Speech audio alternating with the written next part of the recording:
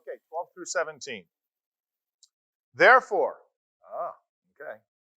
Therefore, as God's chosen people, holy and dearly loved, clothe yourselves with compassion, kindness, humility, gentleness, and patience.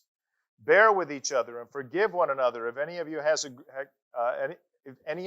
a grievance against someone. Forgive as the Lord forgave you. And over all these virtues put on love, which binds them all together in perfect unity. Let the peace of Christ rule in your hearts, since as members of one body you were called to peace. And be thankful. Let the message of Christ dwell among you richly as you teach and admonish one another with all wisdom through psalms, hymns, and songs from the Spirit, singing to God with gratitude in your hearts. And whatever you do, whether in word or deed, do it all in the name of the Lord Jesus, giving thanks to God the Father through him. So these verses probably answered the last two questions that we asked, right? How did they maintain unity and mutual ministry, and what are lessons we should learn from it? Another picture Paul paints in words here is the idea of taking off and putting on, right? We had death and life. Now we have also seen here taking off and putting on. And many think that Paul is referring here to the act of baptism again, that they would take off their old clothes and put on a baptism garment to get baptized in. Okay, we still do that today, right? We've got the see-through baptism garments that we use back there. So, yeah.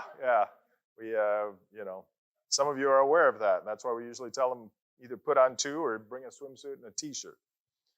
But that's the idea, taking off their garments and putting this on in the act of baptism. And Paul says here that we are to take off our old self with its practices, and that was on the heels of the verses where he talked about the sins of how we treat one another in the church.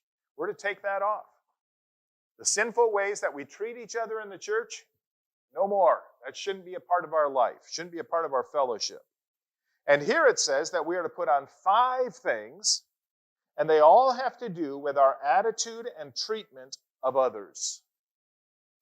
He says here that we are to be compassionate toward one another.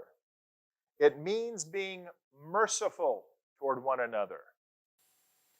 He talks here, he says we need to demonstrate kindness.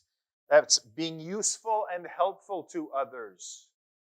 Being useful and helpful to others. We are to be humble. Paul has already talked in this letter about the false humility of those caught up in the Colossian heresy. That's not what he's talking about here. He's talking about sincere humility toward one another. He says we're to be gentle. The word gentle here means strength under control. So you could force your way.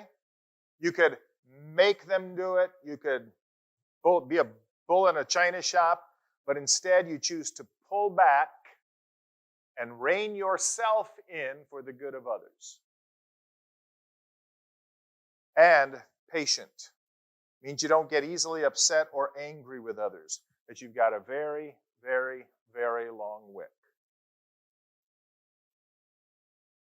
And then Paul says here, he says that sometimes in the church we must bear with one another by putting up with them. Sometimes there can be people in the church who are difficult. Paul has already said that we are not to get angry with them, right? So we're not to get angry with them. We are not to rage at them.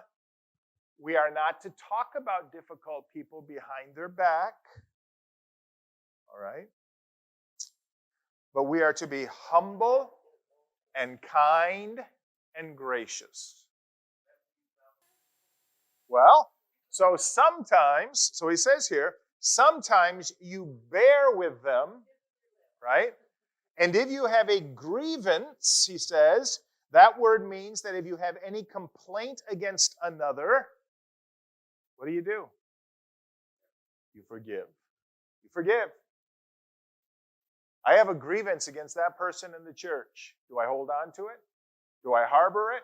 Do I let it fester? No, I forgive it. So he says here, if you have a grievance against somebody, you are to forgive them. And the way this is written, it means that you keep forgiving them. Or you forgive them over and over and over again if that's what's necessary. Why? Like Larry said, because that's the way the Lord forgave you. So, let me ask you something. Maybe we should consider this a rhetorical question. Okay? Here's my question. If God forgave you the way that you forgive others, would you have eternal hope and security?